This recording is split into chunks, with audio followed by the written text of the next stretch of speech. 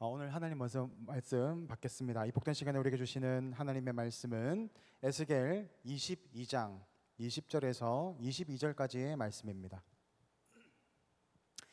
에스겔 22장 20절에서 22절까지 말씀, 하나님이 찾으시는 사람이라는 제목으로 하나님 말씀을 받겠습니다.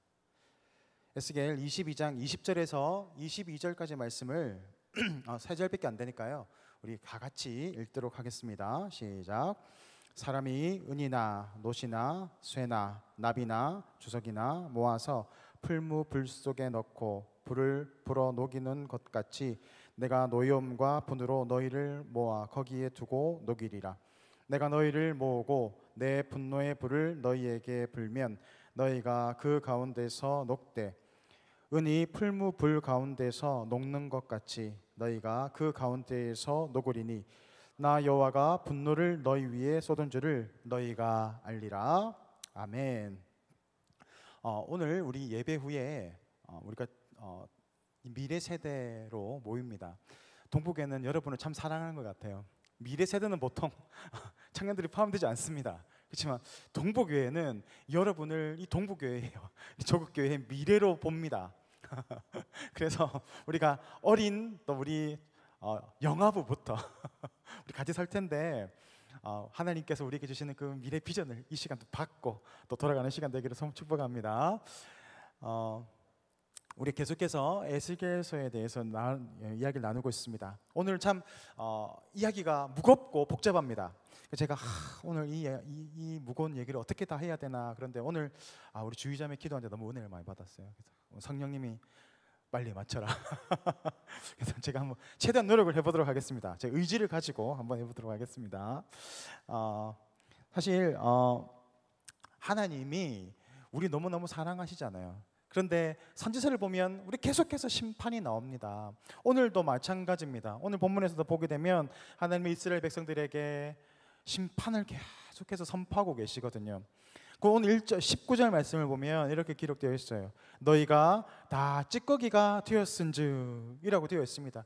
지금 이스라엘 백성들이 지금 찌꺼기라는 소리가 아니고요, 지금 그들의 삶에 찌꺼기가 막 끼어 있는 상태라는 겁니다. 그러니까 어떤 상태냐면, 우리가 금이나 은을 만들 때 특히 금이 그렇죠. 금 같은 경우는 이 14K가 있고 18K가 있고 24K가 있습니다. 어떤 차일까요? 숫자가 높을수록 순도가 높은 겁니다. 그러니까 24K는 순금이에요. 99.999%고요. 그죠? 18K는 78%인가 뭐 그렇다 그러더라고요. 14K는 더 작겠죠. 그 안에 불순물이 더 많이 들어 있다는 겁니다. 그래서 그러더라고요. 14K는 14번, 뭐 18K는 18번 했다, 뭐 불에 연단했다 하는 거죠. 하면 할수록 그 안에서 찌꺼기들이 계속 나오거든요. 그러니까 24번 정도 하면 그 안에는 불순물들이 다 나온다고 하는 거죠. 지금 하나님이 지금 이스라엘 백성들에게 너희가 지금 찌꺼기가 가득 차 있는 상태다라고 하는 것들은 지금 그 안에 뭐가 있다는 겁니까? 그 안에 지금 순결한 모습이 아니라 죄악으로 가득 차 있고 우상 숭배와 여러 가지 이 모습들이 그 가운데 같이 섞여 있는 거죠. 그런데 아무리 얘기해도, 아무리 돌아오라고 해도, 아무리 말씀이 선포되고 회개가 선포된다 할지라도 사람들이 거기에 반응하지 못하는 가운데 있는 겁니다. 그래서 지금 하나님께서 어떻게 합니까? 경고의 말씀을 전하고 있어요. 경고의 말씀을 넘어서 이제는 뭡니까? 이제는 기정사실이에요. 너희는 이제 징계를 받게 될 것이다. 그 징계는 어떤 것이냐? 오늘 본문에서처럼 너희를 풀무불에 집어넣어 버리겠다라고 하는 이 징계의 말씀입니다. 여러분, 지금 그렇다면 이미 징계는 기정사실화 되었어요. 그럼에도 불구하고 하나님은 왜 계속해서 경고의 말씀으로 그들에게 이야기하고 있을까요? 이미 끝났잖아요. 이미 징계는 됐어요. 진행되고 있어요. 그럼에도 불구하고 왜 하나님은 계속해서 너희가 불무불에 들어갈 것이다, 너희가 징계를 당할 것이다, 너희가 멸망을 당할 것이다, 계속해서 왜 이렇게 하느냐? 왜 그럴까요? 먼저는 이 징계의 의미를 제대로 알아야 되기 때문에 그렇습니다. 우리가 혼이 나요. 잘못하면 혼이 나죠. 그런데 내가 왜 뭘 잘못했는지를 몰라. 그리고 그냥 매를 맞아. 그러면 그 매가 뭡니까? 화풀이잖아요. 그냥 화풀인 거예요. 내가 지금 열받으니까 너 지금 잘못했지, 열받으니까 그냥 맞아. 그거예요. 근데 하나님은 계속해서 경고하시는 거예요. 그건 바로 어떤 의미겠어요? 너희가 잘못하고 있는 것이 무엇인지에 대해서 계속해서 반복해서 이야기하는 겁니다. 너희가 지금 우상을 섬기잖아. 하나님을 멀리하고 있잖아. 너희가 고아와 과부를 속이고 그들의 것을 뺏어가고 있잖아. 부정직하게 살아가고 있잖아. 그런 것들에 대해서 계속해서 이야기하는 거죠. 그래야 내가 징계를 당할 때 맞네, 내가 잘못했구나를 깨달을 수 있는 겁니다. 그리고 이렇게 되면 나중에 변명을 할 수가 없어요. 왜 그럴까요? 내가 잘못한 걸 너무나 잘 알고 있기 때문에 그래요. 그러니까 변명을 못하게 하기 위해서 지금 계속해서 경고의 말씀을 주는 겁니다. 두 번째는 이게 중요한데요, 이 징계라는 것은 하나님의 사랑과 은혜에 기반되어 있습니다. 관심이 없어요. 네 멋대로 살아. 유기하는 게 무관심입니다. 이 사랑의 반대말이죠. 유기. 네 알아서 살아. 네가 뭐 훔치고 다니든지 뭐 사람을 죽이고 다니든지 네 마음대로 살아라고 하는 것들은 사랑이 없는 겁니다. 무관심인 거죠. 그런데 하나님께서 이스라엘 백성들에게 또 끊임없이 돌아오라, 너 징계당한다, 너 혼난다 계속해서 얘기하는 것들은 하나님께서 이 이스라엘 백성들을 얼마나 사랑하셨는가 하는 것들을 반증하는 것이기도 합니다. 마찬가지지요. 지금 오늘도 계속 우리가 에스겔서를 한 달 동안 계속 보고 있습니다. 한 달 동안 계속 이 얘기하잖아요. 무슨 의미일까요? 하나님 우리를 얼마나 사랑하시는지. 그럼에도 불구하고 우리는 계속해서 하나님을 떠나 살려고 하고, 그 가운데 하나님 우리를 사랑하면서 또 얘기하고 또 얘기하시는 겁니다. 그것들을 보여주는 거죠. 여러분, 일본에 이 원자폭탄이 터졌잖아요. 그렇죠? 우리 잘 알고 있어요. 히로시마에 원자폭탄이 터졌습니다. 그런데 그냥 갑자기 몰래 와서 팍 터뜨린 게 아닙니다. 원자폭탄을 터뜨리기 일주일 전에 계속해서 이 삐라라고 그러죠. 이 안내지를 계속 던졌어요. 지금 이제 일주일 뒤에 여러분 원자폭탄이라고 하는 것은 큰 폭탄이 떨어집니다. 피하십시오. 다 죽습니다. 이야기한 겁니다. 계속해서 이제 그 일본인들은 그 이야기를 다 알고 있었다는 거죠.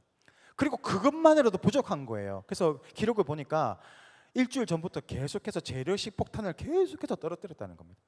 그리고 일주일 뒤에는 진짜 센 거 터뜨릴 때니까 빨리 도망가라는 의미인 거죠. 그러면 어떻게 해야 됩니까? 도망가야지요. 도망가야죠. 그런데도 불구하고 남아 있었던 사람들이 있었어요. 그리고 우리가 잘 알다시피 이 리틀보이라고 하는 이 원자폭탄이 떨어집니다. 몇 명이 죽었는지 아세요?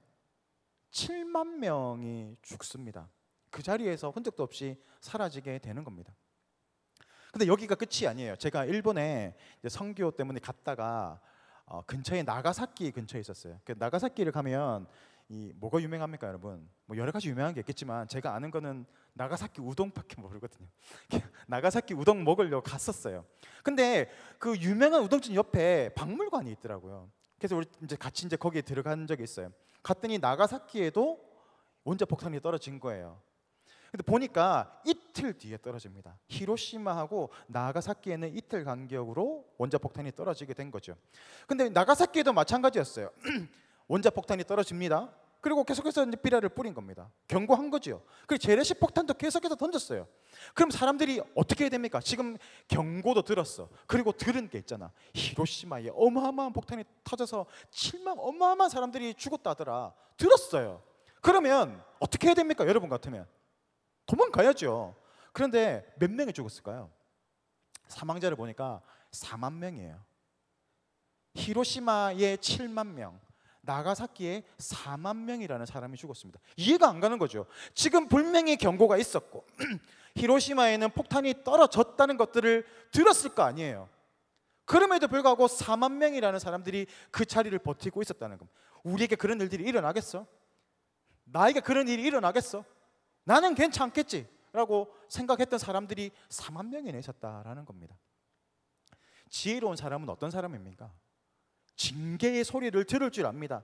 아, 지금 경고의 소리가 있구나. 지금 경고하고 계시는구나. 그러면 빨리 돌이키는 게 맞죠.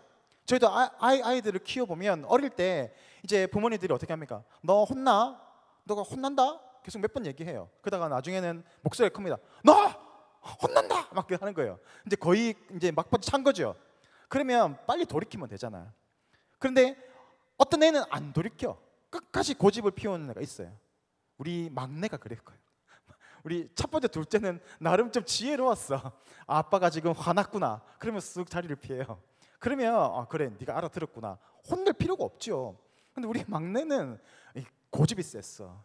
그래가지고 내가 얘기를 해. 너 혼난다.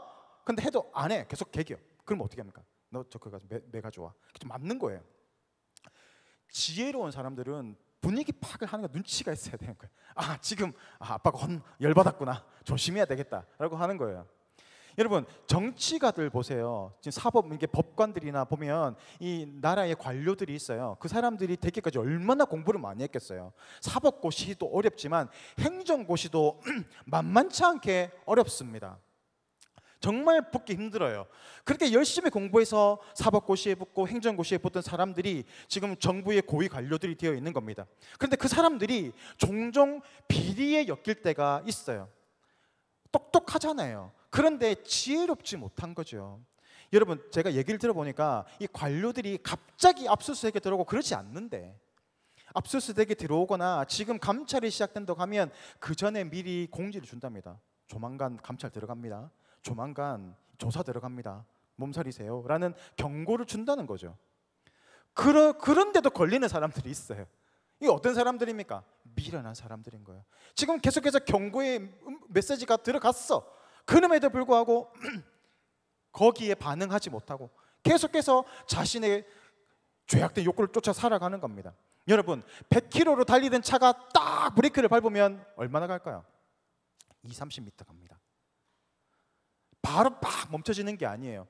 이 가속도가 붙기 때문에 그렇습니다. 내가 죄악의 이 문제에서 계속해서 꼬라박히다 나락으로 떨어지다 보면 가속력이 붙어요. 그러면 문제는 이겁니다. 내가 멈춰야지 하지만 멈춰지지가 않아요. 그러면서 또 하다가 굴러 떨어지는 겁니다.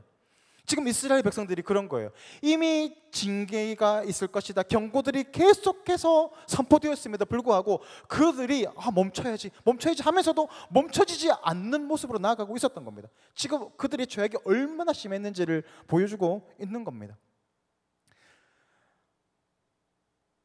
경고의 음성이 들리면 빨리 돌아서는 게 지혜롭습니다. 그런데 어떤 사람이 못 돌아서느냐? 어떤 사람은 이런 사람이 자기가 뭘 잘못했는지 모르는 사람이에요. 너무 안타까워. 아무리 얘기를 해줘도 못 알아듣는 사람이 있어요. 그런데 여러분 그래도 불구하고 몇 시간씩 얘기하잖아요. 그럼 못 알아들어. 그럼 다음날 또 와요. 또 얘기해. 그렇게 몇 달을 해야 알아듣는 사람이 있어요. 근데 중요한 거는 그렇게 해서 오는 사람은 복된 거예요. 계속해서 가르침을 받고 이게 잘못된 거구나. 그래서 자신의 삶을 돌이키면 된 거잖아요. 조금 못 알아들을 수도 있죠. 이런 사람보다 더 안타까운 사람이 이거예요. 잘못된 신념에 사로잡혀 있는 사람입니다. 내가 생각하는 게 옳아, 내가 바라보는 관점이 옳다라고 판단하고 거기에 딱 내가 신념에 딱 사로잡혀 있는 사람들이 그런 겁니다. 최근에 자꾸 좌우 자꾸 하잖아요. 왼쪽에 가거나 오른쪽에 치우친 사람들이 있어요. 근데 어쩔 수 없죠. 자신의 성향 따라서 좌우로 갈 수도 있고 우로 갈 수도 있는 겁니다. 그거는 당연한 겁니다. 문제는 극으로 가면 안 된다는 거예요. 극단적으로 극좌, 극우는 위험해요. 여러분 신앙도 마찬가지입니다. 우리가 한 곳에 자꾸 치우쳐 있어. 그러면 여러분 우리 건강한 신앙이 아니에요. 제가 참 안타까우신 분들이 신앙생활하다 교회에서 이렇게 보다 보면 있어요. 기도 너무너무 많이 하시는 거예요. 헌신도 너무너무 많이 하시는 거예요. 그런데 이 말씀에 대한 이 자각이 없어요. 그러니까 이 삶의 모습은 참 그런데 안타까운 거예요. 이 잘못된 방향으로 자꾸 가는 거죠. 열심은 있어. 신앙의 열심을 가지고 있고 봉사하려고 하는 열정이 있는데 이 열정들이 자꾸 잘못된 방향으로 가다 보니까 본인뿐만이 아니라 다른 사람들도 자꾸 힘들어져요. 뭐가 안 되는 겁니까? 말씀이라는 이 기준에서 우리가 사로잡히지 못했기 때문에 그렇습니다. 반대로 성경은 너무너무 잘 알고 있어. 무엇이 하나님의 뜻인지, 어떻게 살아야 하는 것인지, 어떻게 해야 건강한 신앙생활을 하는 것인지에 대해서는 빠삭해요. 양육을 많이 받은 거죠. 제자 훈련도 받고 전도 훈련도 받고 막 받은 겁니다. 근데 중요한 거는 삶의 훈련이 되어 있지 않아. 그러니까 머리만 커져 있는 거죠. 그러니까 말씀을 들으면 저거 아닌데, 저런 뜻이 아닌데 막 이거 판단하고 있어요. 이거 건강하지 않아요. 건강한 신앙은 뭡니까? 내가 말씀의 기준을 가지고 있고 그 말씀대로 내가 순종하면 한 걸음 한 걸음 나아가 살아가는 것, 그게 바로 나의 능력이 되는 삶이 건강한 신앙의 삶입니다. 우리 청년들이 그랬으면 좋겠어요. 우리 청년들 헌신도 높잖아요. 아침부터 와서 교사로 섬기고 찬양팀으로 섬기고 성가대로 섬기고 막 섬기는 게 있어요. 그러면 동시에 필요한 게 뭡니까? 하나님의 뜻이, 특히 나에게 주시는 하나님의 뜻이 무엇인지를 잘 분별할 줄 알아야 내 몸이 덜 불편해. 아니면 고생하는 거예요. 잘못된 방향으로 계속 가거든요. 그래서 항상 우리가 말씀의 기준에 우리를 돌아보고 내가 그렇게 살아가고 있는가, 내 삶도 같이 점검해 나가는 부분들이 너무너무 중요하다라는 겁니다. 오늘 우리가 본문을 바라보게 될 때 이스라엘 백성들이 계속해서 돌이키지 못하고 결국 이 멸망의 자리로 나아가게 되는 것을 바라보게 됩니다. 이러한 모습들을 예레미야에서도 동일하게 보여주고 있는데요. 예레미야 7장 10절 말씀만 볼까요? 예레미야 7장 10절 말씀을 다 같이 읽겠습니다. 나오나요? 시작. 내 이름으로 일컬음을 받는 이 집에 들어와 내 앞에 서서 말하기를 우리가 구원을 받았나이다. 어떤 장면처럼 보입니까? 지금 내 이름으로 일컫는 데가 어디예요? 성전이죠. 성전에 나가서 지금 찬양하는 겁니다. 주님 감사합니다. 나는 구원받았습니다. 나는 구원받은 하나님의 백성입니다. 감사의 찬양을 막 드리고 있는 겁니다. 그런데 이 상황은 겉모습일 뿐 그들의 실제 모습은 어떻다는 겁니까? 그렇지 않다는 겁니다. 그들은 여전히 고아와 과부를 속여서 그들의 재물을 빼앗았고 우상을 섬기고 있고 불의한 삭슬 쫓아 살아가는 모습으로 살아가고 있었던 겁니다. 그러니까 자신이 추구하는 삶의 모습과 실제적인 모습이 괴리가 있었던 겁니다. 안 맞는 거예요. 지금 예레미야 선지자를 통해서 지금 그걸 꼬집고 있어요. 너희들이 지금 구원의 은혜를 찬양하고 있지만 정작 너희의 모습은 어떠느냐? 그렇게 살아가기도 못하고 있지 않느냐? 네가 우상을 섬기면서 하나님을 사랑한다고 하면서 하나님의 뜻은 하나도 지키지 않고 오직 네 뜻대로 네가 원하는 대로 세상이 쫓아가는 그 추구하는 가치를 쫓아 살아가고 있지 않느냐라고 지금 질책하는 장면이 그렇습니다. 우리가 어떻게 우리의 모습을 바라봐야 할까요? 예수님은 이렇게 말씀하십니다. 마가복음 7장 20절에 이러므로 그들의 열매로 그들을 알리라. 무슨 말입니까? 나무가 좋습니다. 다 크고 나무도 풀을 넣어요. 그런데 그 열매가 못 먹는 것들을 맺어내게 되면 어떻습니까? 그 나무는 좋은 나무입니까? 나쁜 나무입니까? 겉모습은 막 그늘도 해주고 너무 멋져. 그런데 열매가 먹으면 죽어. 그 나무는 예수님 말씀하시기를 그 나무는 나쁜 나무다라고 하는 겁니다. 지금 이스라엘 백성들이 딱 그런 거죠. 지금 겉모습은 그럴듯합니다. 웅장해 보이고 거룩하고 영광스러워 보입니다. 그런데 그들이 열매를 바라보니까 먹지 못하는 열매, 먹으면 죽음으로 이끌어가는 그 열매를 맺고 있다라는 겁니다. 그것은 잘못된 삶을 살고 있다라는 것이죠. 우리 삶을 돌아보십시오. 여러분의 삶을 통해서 여러분의 삶 가운데 여러분 때문에 누군가가 돌아옵니까? 누군가가 생명을 얻습니까? 여러분 때문에 누군가가 도전을 얻고 나도 저렇게 살아가야 되겠다라는 도전을 주는 삶을 살아가고 있습니까? 나 때문에 복음이, 하나님의 그 능력이, 하나님의 이름이 높아지고 영광스러워지고 있습니까? 그런 삶을 살아간다면 하나님은 우리가 좋은 나무, 참 잘 살고 있는 인생이라고 칭찬하실 것입니다. 그렇지만 만약에 그렇지 못하다면 우리의 모습을 돌아봐야 합니다. 내가 예수 믿는 청년이라면, 내가 예수 믿는 그리스도인이라면 나를 통해서 그리스도의 향기가 드러나야 하고, 나를 통해서 하나님의 사랑이 전달되어야 하고, 하나님이 살아계시는구나, 내가 저 자매가, 저 형제님이 믿는 하나님이라면 나도 믿겠다 하는 그런 우리가 도전을 줄 수 있는 삶을 살아가야 되지 않겠습니까? 오늘 하나님은 선지자를 통하여서 경고의 말씀을 선포합니다. 경고의 기준은 어디에 맞춰야 합니까? 나의 신념이나 나의 생각이나 세상의 판단 기준에 맞추는 것이 아니라 이 경고의 기준은 반드시 하나님의 말씀에 맞춰져야 합니다. 그래서 내 삶이 그 말씀대로 온전히 살아가고 있는지, 그리고 나의 삶의 모습을 통하여서 하나님의 영광과 은혜가 드러나고 있는지를 돌아보아야 한다라는 겁니다. 오늘 우리가 우리 삶을 돌아보기를 원합니다. 그리고 오늘 이 경고의 말씀이 오늘도 하나님이 나에게 주시는 말씀이다 라는 것들을 우리가 믿음으로 받고 오늘 우리 삶을 돌이키고 다시 한번 주시는 은혜를 통해서 그런 복된 삶을 살아내시는 우리 진솔 청년들 되시기를 주님의 이름으로 축복합니다. 이 시간 다 같이 기도하겠습니다.